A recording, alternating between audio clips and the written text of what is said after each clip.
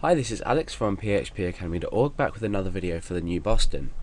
Now, in the user system, we have completed everything and we have sorted out the form validation. Now, there's a few points that we need to address before we continue any further. Let's just go back to our code and have a look, and then we're going to run the web page so we can see what the output of everything is.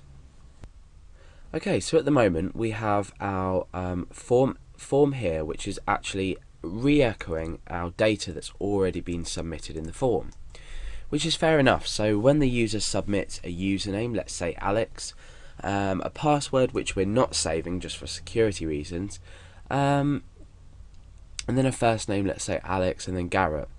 Now what happens if they haven't submitted this data? We're just echoing it out as a variable, so we're just echoing out username, and then we're just echoing out first name, and then just surname.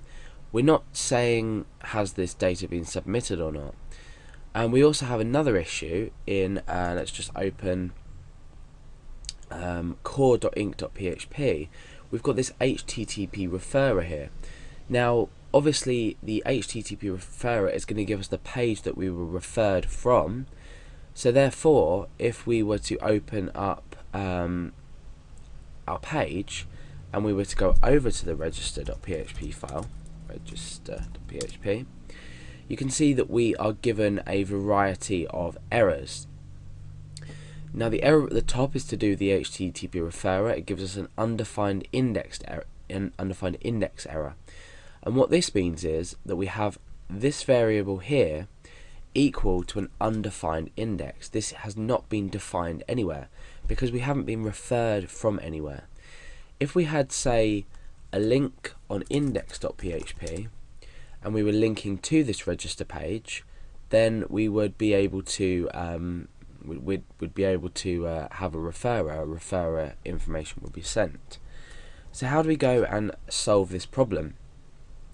Well, it's quite simple. All we need to do is we need to come down a bit and we need to use an if statement to check if this here is already set before we define it.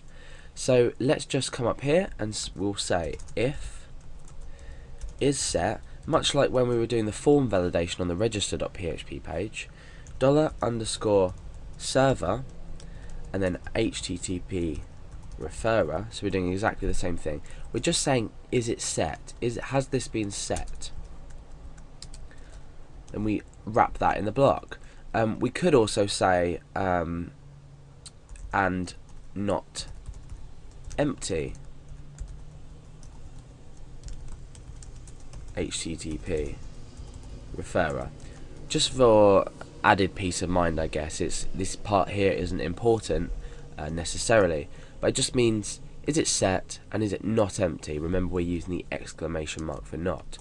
Then we set the variable. So we only set this variable here if we've performed these checks correctly and this block is run. So therefore we're not going to receive an undefined index error because we're not setting a variable to something that doesn't exist, because these checks up here do the existence check for us.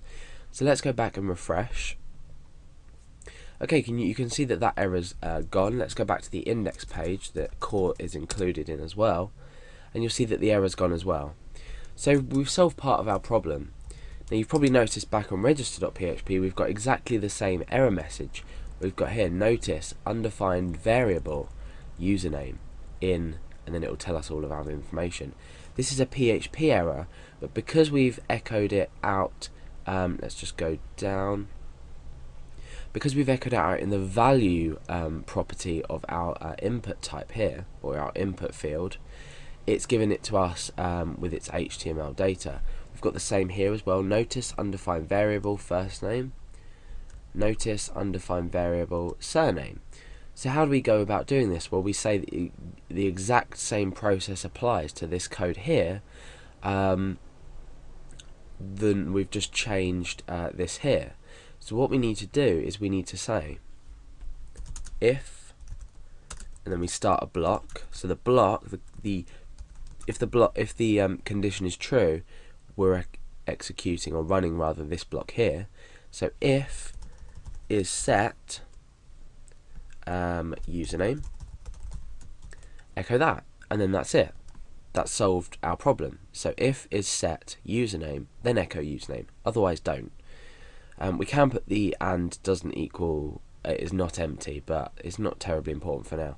So let's refresh, and you can see that that's disappeared from there, so we've solved that one.